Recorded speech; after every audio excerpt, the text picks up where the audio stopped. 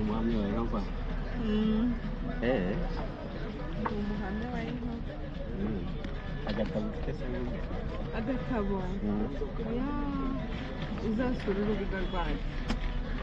Nkunda ko nyine asoma nk'uko urubuga hari igihe amadata ugasanga biransaba agatabo nanjye nasoma. Kereka ubu mvuye mu birori yo mu bukwe ntabwo nagendanye ibitabo.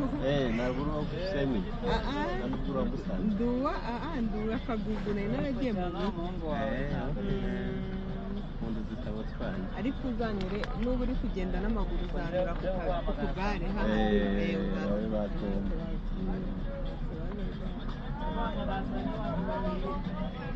abahamya ndabakunda cyane cyane nanjye ndabakunda. wowe uri wari njye ndiwe nyine impamvu mbivuze ni uko kuba umuhamya byagufashije iki se? byamfashije byinshi ntabwo nzi ngo mba ndi hehe ubu ngubu. ubu ufite ubwoba bwaho bari kubura hari kuba ari habi ndabizi nyine impamvu mbikubwiye nuko mbizi. nibyo kwiga biriya bituma ugira amahame ugenderaho. nubwo nyine abandi baguseka ayo mahame atuma uba umuntu utandukanye n'abandi. hari ibintu udakora bo bakora kandi bibashimisha mu rugero rwabo runaka. nk'abakiri bato nk'abakiri bato hari ibintu bakora wowe utakora kandi ubwo wabona uko babayeho ukabona bibateye ibyishimo ariko akaba ari ibyishimo by'igihe gito. ugasanga mugana ibiyobyabwenge ushatse kuvuga cyangwa wenda kugirana ubucuti n'umuntu mudahuje igitsina nta ntego mufite kumva ngo uriho ngo bahita bavuga ati wakundana n'umuntu mudahuje igitsina nta ntego ufite. ibihari ubundi iyo abantu bagirana ubucuti badateganya kubana intego ni ubusambanyi nta kindi urukundo ruba rugamije. nibyo umuntu akagukunda agira ngo gusambane cyane niba nyine mutari mu kigero cyo kuvuga ngo muri abantu mwiteguye kuvuga ati wenda turi kumenyana imyaka 2 tubane nta bihari. keretse ubwo yagushatse ubona uri indaya. hoya ese ubwo nta bantu bashakana bagasambana kandi bakazabana. icyo rero nacyo ni ikibazo. nacyo ni ikibazo gikomeye ahubwo ni ikibazo gikomeye. none se ubwo turi kuvugana avuye ni ikibazo. niba ugiye kugirana relationship n'umuntu nyine muri abantu bakuru bashobora kuba kuri iyi ntego yo kumenyana imyaka 2 ni urugero ubundi nyuma ariko biba ari byiza. hari umuntu wambwiye ngo haba hari n'abantu babakontorora ariko kereka iyo mwabivuze nyine reka amaguru kereka iyo urumva hari igihe umenyana n'umuntu muri bakuru nyine hari igihe runaka mumara batabizi muri kwiganaho none iyo mufashe mukabivuga ati njye n'akana ko tumeze gutya babitaho kugira ngo mutazagwa mu busambanyi. niba mubivuze ese ni iki muri gukora kugira ngo muzabane kugira ngo babafashe mutazasambana. ndumva biri byiza cyane. niyo mpamvu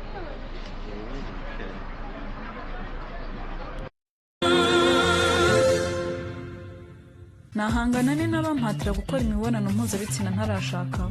Corey na Cameron niga mu mashuri yisumbuye abo twiganaga bahoraga bavuga ku by'ibitsina. wasangaga baganira ku by'abahungu n'abakobwa bakundana bakavuga ibyo bakoze muri wikendi n'ibyo bateganya kuzakora. nubwo bari bazi ko ndi umuhamya wa Yehova ntashobora gukora imibonano mpuzabitsina mbere yo gushaka ntibyababuzaga kubimpatira. hari abahungu bansangagaho nicaye kandi namwe nk'uko mubyumva bageragezaga no kunkorakora. umunsi umwe hari umukobwa twiganaga wansabye kumukorakora. birumvikana ko nabyanze ariko yatangiye kumpimba amazina yo kunsebya. yatangiye kuvuga ko ndi ikiremba anavuga ko ndi umutinganyi. abahungu bazaga bameze nk'abikinira ariko bifuza kuntereta kugira ngo nkore ibyo bashaka. ariko iyo nabahakaniraga batekerezaga ko ntakomeje. byageze aho birakomera bizamo n'imbaraga. abanyeshuri babiri twiganaga bakoresheje imbaraga, umwe afata akaboko kamwe undi afata kandi bagerageza kumunkoreshaho ku ngufu. Nahise numva ko ngomba guhita mpava.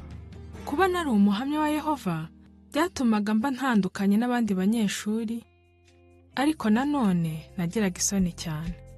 Ubwo rero rimwe na rimwe najyaga numva nshaka kubigana kugira ngo badakomeza kumfata batyo, ariko nari nzi ko iyo ndamuka nkoze nk'ibyo bagenzi banjye bakoraga bitari gushimisha Yehova.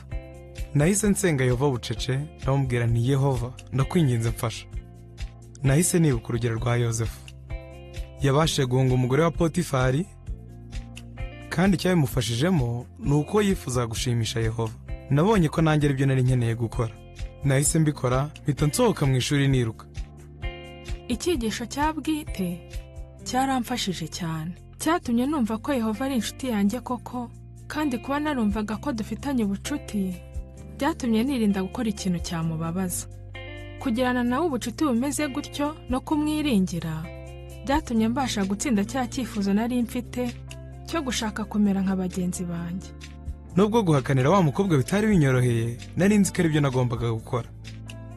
Mbere gato yuko ibyo bimbaho, nyogokuru rero yaramfashije kwitegura. Yanteguriye ingingo zo mu magazeti zigaragaza uko twahangana n'ibishuko. Icyakora nubwo kuganira nawe kuri izo ngingo bitanyoroheye na busa, mbabwije ukuri byamfashije gukomeza kuba inshuti ya Yehova no kunanira ibishuko. Ababyeyi banjye buri gihe bangiraga inama yo kureba kure, maze ngatekereza ku ngaruka bizangiraho mu gihe kizaza, hakubiyemo ingaruka bishobora kugira ku bucuti mfitanye na Yehova, ubwo mfitanye n'inshuti zanjye ndetse n'umuryango wanjye. Ibyo nibyo nakomezaga gutekerezaho inshuro nyinshi. Icyo umuntu aba asabwa gusa ni ukwiringira Yehova, kuko iyo mwiringira ibintu byose bigenda neza. Igitabo cyamfashije cyane ni icyitwa Ibibazo urubyiruko rwibaza, umubumbe wa 2, ku gice cya 5 gifite umutwe uvuga ngo kuki nkwiriye gukomeza kuba isugi. Navuga ko cyarokoye ubuzima bwanjye. Gusoma inkuru za bagenzi banjye bo hirya no hino ku isi bahuye n'igishuko nk'icyo nahuye nacyo cyarampumurije kandi biramfasha, bituma numva ntari njyenyine. Ndashimira Yehova cyane n'umuryango we, kuko twebwe abakiri bato twumva tutari twenyine, bitewe n'uko batwereka ko badukunda kandi bakadufasha guhangana n'ibibazo duhura nabyo biba bitatworoheye. Igitabo Ibibazo urubyiruko rwibaza, umubumbe wa 2 cyaramfashije cyane. Igice cya 14 cyo muri icyo gitabo gifite umutwe uvuga ngo nakwirinda ne igihe ndi ku ishuri, cyane inkunga yo gukomeza kuba indahemuka kugira ngo mbashe gushimisha Yehova.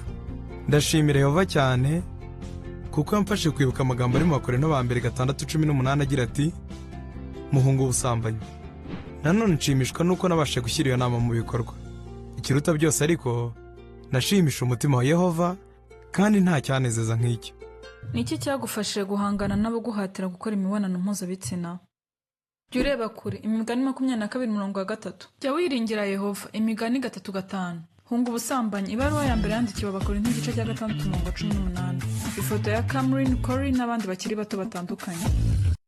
The degree of fornication and adultery among Jehovah's Witnesses is not something that is publicly documented or easily quantified. However, Jehovah's Witnesses are known for their strong emphasis on maintaining high moral standards, including sexual morality. They are taught that fornication, sex outside of marriage, and adultery, sex with someone other than one's spouse, are serious offenses. Members who engage in such behaviors may face disciplinary actions from the congregation, which can include being disfellowshipped, excommunicated, or facing other forms of congregational disapproval. Jehovah's Witnesses are encouraged to adhere to their moral guidelines closely, and the congregation supports members in living according to these standards. Nonetheless, as with any large group, the extent of adherence to these guidelines can vary among individuals.